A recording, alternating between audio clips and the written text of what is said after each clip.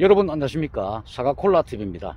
7월 중하순에 접어들어서 중요한 사항에 대해서 다시 한 번 더 언급을 드리겠습니다. 지금 오후 시간인데 상당히 후덥지근하고 땀이 많이 납니다.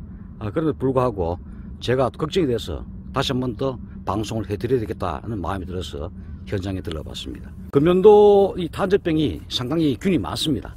전년도의 탄저균이 토양 속에 또는 가원 내에 존재하고 있기 때문에 언제든지 발병 확산될 수 있다는 걸 여러분들이 염두에 두셔야 됩니다.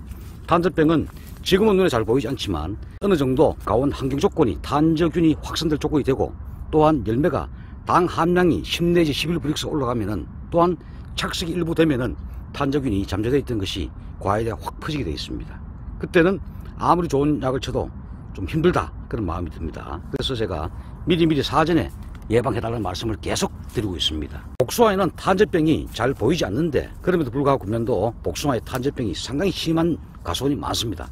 다녀보면은 일시적으로 탄저균이 복숭아 열매 전체에 확산돼 가지고 복숭아를 수확하지 못할 정도의 상태가 있는 가수원도 제가 연락을 받아봤습니다. 사과에 특히 홍로, 감수품종 홍로, 시나노 골드, 홍곡 이런 스포타입계는 탄저균에 취약하기 때문에 여러분들이 보호제 위주로 자주 살포를 하셔야 됩니다. 또 거기다가 왁스 물질인 균마가, 균카바 이런 것들을 추가로 과용하셔가지고 제가 방지를 해달라는 말씀을 누누이 강조를 드렸습니다. 나중에 가을 때 보면은 또 수확 인접물에 가보시면 여러분들이 확연한 차이를 느낄 수가 있습니다. 고추도 마찬가지입니다. 고추에도 일부 고추밭에서 탄저병이 확산되고 있다는 말씀을 제가 합니다. 사람은 늘 예지, 예측 이런 것들 잘 해야 됩니다. 원래는 전체 일기 상황이 어떻고 온도가 어떻고 습도가 어떠냐에 따라 가지고 우리가 이런 병이 발생될 수 있다는 걸 우리가 예측을 해야 됩니다. 그래서 그런 부분 때문에 제가 계속 강조를 드렸다는 말씀을 또한 드리겠습니다. 갈반병도 사실은 현재 없는 것지만 전년도 갈반 포자균이 가온 내에 많이 존재를 합니다. 그래서 지금 또 산간지역 가수원, 해발이 다소 높은 가수원, 또한 수관이 복잡한 가수원에는 탄저균이, 갈반균이 상당히 보이고 있다. 사진에 보시는 바와 같이 홍로 품종입니다. 이렇게 홍로에 갈반이 심한 것은 보기 드문 현상이죠. 엄청난 갈반이 와서 제가 봐서는 95% 이상이 감염됐고, 나무 꼭대기, 선나무에만 일부 건전잎만 남아있고 나머지는 전체 갈반이 확산됐고, 저 부분은 햇빛이 나게 되면은 전부 다 황화 낙엽병입니다. 이 잎이 낙엽되면은 착색과 과일 비대에 상당히 악 영향을 미치게 되죠. 그래서 우리가 보호제 위주로 탄저병과 겸용해서 철저히 방지해달라는 말씀을 제가 또한 드렸습니다. 지역에 따라 가지고 갈반병이 현재 서서히 들어오고 있다는 말씀을 드립니다. 제가 초창기에도 약재만 자꾸 살포하는 것이 아니라 그 약재가 잘 도달되게끔 안쪽에 좀 환하게 따달라 하는 말씀을 드렸고, 공기 소통과 햇빛 소통이 되지 않으면 약재도 역시 소통이 되지 않는다. 그래서 수질 pH 검사를 통해서 수질 pH가 만약에 7.2 이상이 되면은 수질 pH 농도를 다운시켜 줘야 됩니다. 그래야 약효를 제대로 볼 수 있다는 말씀을 드립니다. 그래서 치료제와 보호제, 균카바 이런 것들을 같이 가용하시고, 또한 마그네슘도 같이 가용하셔야 잎이 갈반균에 견딜 수 있는 힘이 된다는 말씀을 또한 드리겠습니다. 또한 일부 가수원, 산지형 가수원 근처, 평지도 마찬가지입니다. 가수원 주위 이래 보시면은 미국 선저벌레가 예전에 비해서 많이 나타났습니다. 그럼에도 불구하고 지금 한두 마리가 톡톡 튀가 활동하고 있기 때문에 조만간에 많이 발생될 걸로 예측했는데, 그런 것들은 사실은 주요 해충은 아닙니다. 그러면 아리피레스나 트레본, 바로확, 팬텀, 오신 이런 약재를 방치하면 죽긴 잘 죽습니다. 자꾸 유입이 되긴 되지만 맞으면 떨어지긴 되면 떨어집니다. 그래서 큰 주요 해충은 아니지만 심하게 되면은 과피에 거름을 유발하는 지저분한 해충이 되겠습니다. 또한 금년도는 일수표도 많이 우려된다라고 제가 말씀드렸습니다.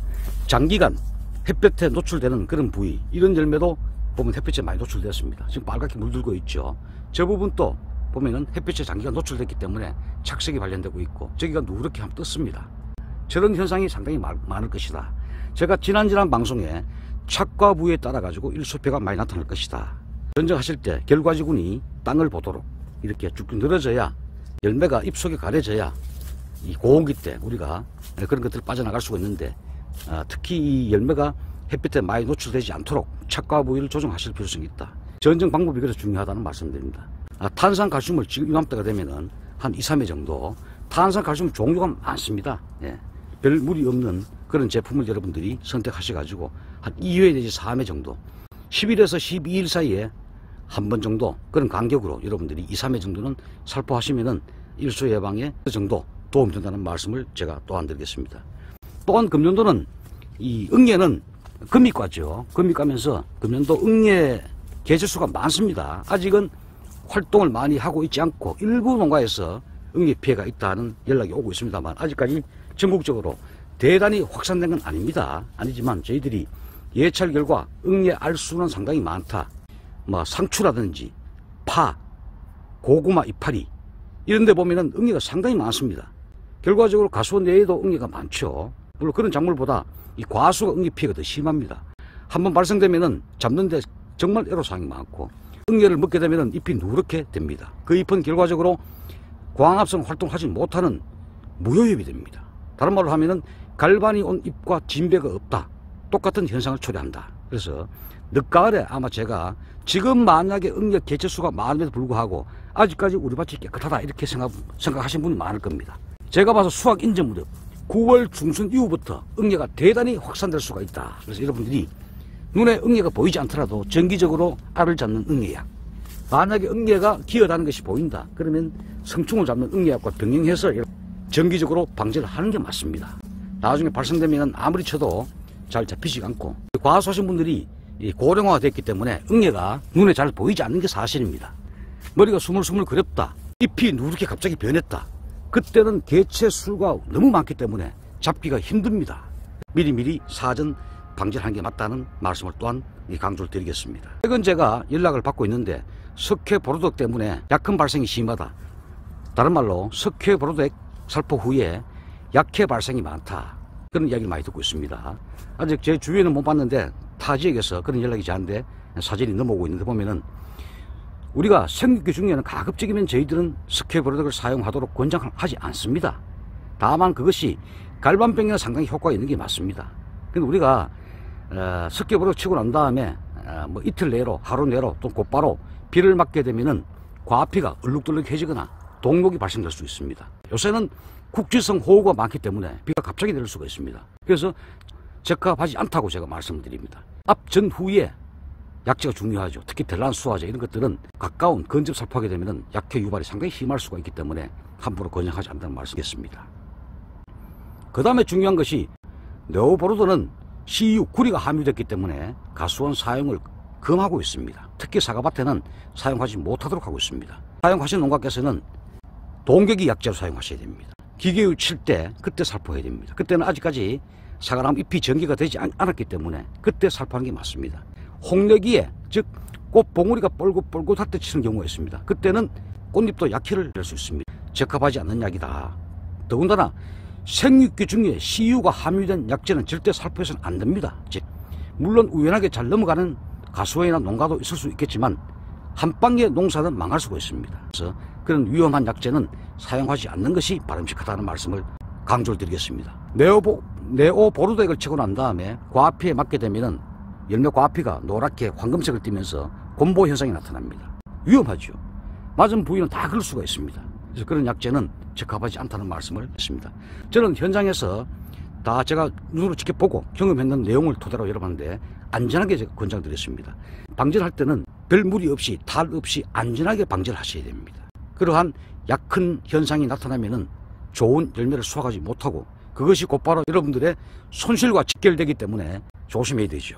금년도 또한 제가 사과든 복숭아든 고추든 모든 열매 작물은 고온이 지속되면은 낙과를 유발시킬 수 있다. 즉 그것이 생리적인 낙과입니다. 고온되면은 잎이 자기 기능을 수행을 못합니다. 또 장기간 가뭄이 지속되면은 뿌리가 제 기능을 수행을 못합니다. 그래서 엽소 현상이 올 수 있고 이러한 각 나무의 수체의 각 기관들이 제 역할을 수행하지 못하면은 나무가 스스로 피곤에 지쳐서 자기 몸을 자기 수체를 보호하기 위해서 자기 새끼인 열매를 강제로 낙과시킵니다. 그런 현상이 올 수 있다. 고추도 예를 들어 가지고 30도 35도 이상의 폭염이 열흘 이상 지속되면은 고추가 힘들어하죠. 또한 물을 뿌리에 대주지 못하는 그런 고추밭에서는 고추가 수확 인전 무렵에 다 낙과돼 버립니다. 나무 스스로가 피곤하기 때문에 자기 새끼를 본능적으로 낙과시킨다. 사과도 마찬가지죠.